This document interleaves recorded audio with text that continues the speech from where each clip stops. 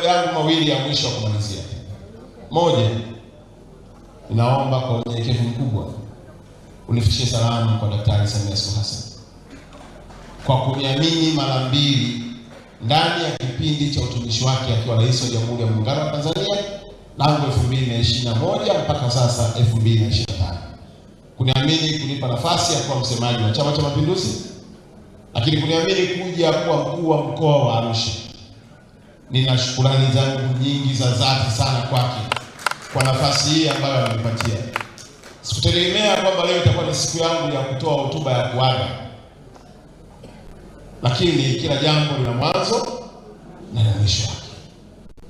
Ninamshukuru kwa sababu aliniamini katikati ya watu wengi ambao wana minong'ono mingi na wenye nguvu nyingi ya kutaka kukandamiza, kwa sababu nami nimepita kwenye mapambano makubwa kupigania haki ya watoto wasiumizwe na madawa ya kulevya. Sio